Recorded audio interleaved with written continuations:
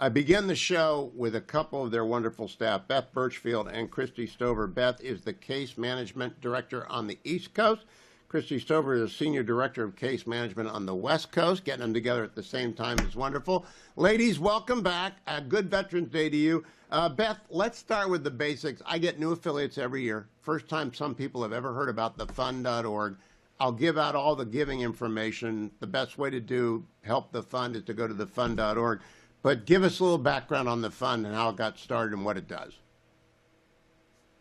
Well, we were started from our CEO and founder, Karen Gunther, who was a nurse in California at Balboa, and she was watching our service members come from the battlefield, and sometimes they were recovering alone because their families just couldn't afford to be bedside. So she saw the gap and the need, and her and 5 other Marine Corps spouses put $100 on the table, and today we are the Simplifying America's Fund. And it's a very big fund. Christy, I don't have the numbers in front of me. How many service members have you helped and how much money have you raised? Because it's a staggering amount for what began as 5 ladies around a kitchen table. It is. We have currently helped over 38,000 service members and over 100,000 family members who belong to those service members. And I actually don't have the figure in front of me, but we're well over $350 million. And we have had the lowest overhead that, it's pennies on the dollar. So about 92 cents of every dollar goes straight to the veterans or a program that supports them. And Christy, I tell everyone every year, I've been doing this with Wendy Lathine for the first 19 years and with you two for the last 3 or 4.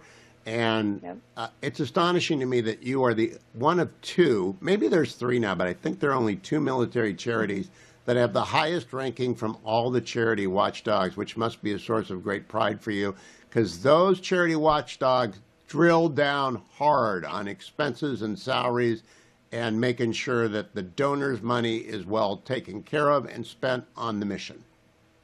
That's absolutely right. In fact, I think every single case manager, Beth and myself included, we work from home. We have such low overhead. We have a small office on the East Coast and a small office on the West Coast where our grants to our service members are sent from. And everything else, we just trim away everything that we can because we want the veterans to be the beneficiaries of the Americans' generosity.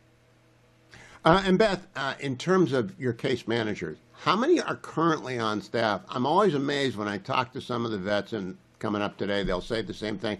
They've had a case manager for a decade or 15 years. It's not even unusual to have someone longer than 15 years. So how many do you have, and where do you find these saints? So I believe we have over 25 case managers on each coast. So that's probably over 50 total. And once we have a service member, we get kind of territorial because they become part of our family. So we don't give them up. So I've worked with the fund for 10 years and I have my same cases for the last 10 years. And I know case managers that have had their cases for 20 years. They've attended weddings. They've been there for the birth of children. They become our absolute family members. And that's part of what makes the fund special. Now, my objective today, Beth and Christy, is to make sure people know the wars might be over, Iraq and Afghanistan, but the needs of our wounded veterans are not. So I'd like you to say a little bit about that because I'm going to be talking to some of the people who you continue to help throughout the day today.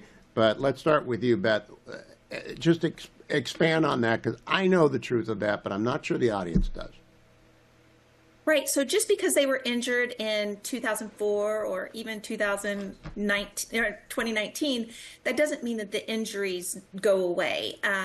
There are prosthetics that have to be redone, or service dogs that have to be retrained, or perhaps as their burn pit exposures start to show some different medical needs. Everything is always continuing. And so the VA can't always do everything, and we're there to kind of cover that gap. And Christy, the most obvious thing that people say, oh yeah, duh, vehicles wear out. Adaptive vehicles that you got in 2005, they can go 10 years. They might go 15 years, but they got to get replaced, and that's not on the VA checklist, is it? It is not. They get one vehicle grant. And in addition to that, different injuries, just so your audience knows, require different things. It's obvious to say that if somebody is in a wheelchair, they need a wheelchair lift on their vehicle. But there are also those who are wheelchair bound who need hand controls, who might have, because of an amputation, only have a right arm or a left arm or something like that. So the specificity with which each vehicle has to be adapted, it's not the same across the board. And like you say, it's not on the VA checklist. They can't do everything, but they get one vehicle grant. So we are now into doing second and third vehicle grants for some service members who were possibly injured in 2004.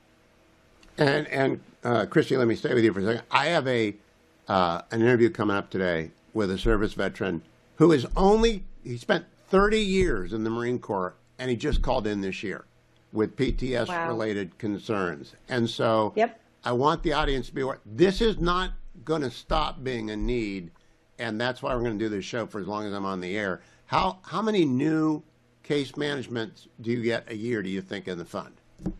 Oh my gosh, we get, I'm going to say thousands new cases in a year. And it's not just PTSD. I think it's important to mention, as Beth did, the burn pits that they had specifically in Iraq, because of what was in the burn pits, we now have people coming forward that have catastrophic illnesses being diagnosed. And the toll that takes, not just on the body and the family, but medical technologies have changed. Protocol for treatment of illnesses have changed. So if somebody lives in Wisconsin and they go to the hospital at MD Anderson in Houston, that's a lot of flights. It's a lot of hotel. It's a caregiver going with them. The cost never goes away once somebody is injured from war. And I'm glad to have you put it that directly. Beth, let's talk about fundraising now that the war is over in the civilian mind. Fundraising getting harder, or is it about the same with the immediacy removed from the headlines? I mean, I think that we have been truly blessed with amazing supporters such as your listeners, and we have been able to sustain our fundraising. We also are currently doing our match. Bob and Renee Parsons and PX.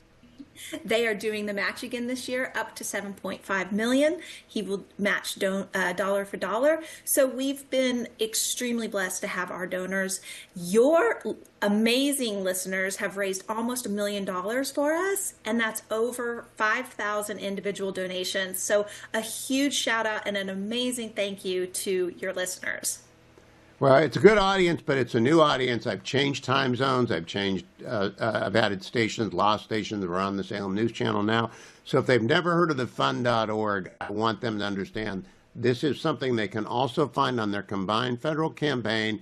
And we're in CFC season. Beth, how important is it for people to find the fund in their CFC or their United Way brochure? It is extremely important. And Christy has that number. I do. It's Christy, what's the number? 11459. CFC 11459. CFC 11459. I did my OPM duties in the Reagan years, so it's been a long time, but I know the combined federal campaign it matters a lot. It matters a lot. Tell me about how people can get involved. Are you still doing the events? Whatever someone comes up with, you're open to hearing about it. We absolutely are. We have the community relations office that does amazing things. Just as you have always said for our donors, we're at www.thefund.org. And if people are interested in having a fundraiser, they can go there. We have a banner at the top of the page with a drop-down menu. We also have service members who find us that way, who need assistance. And I will also say that if somebody wants to become a volunteer, you can sign up right there on that same page.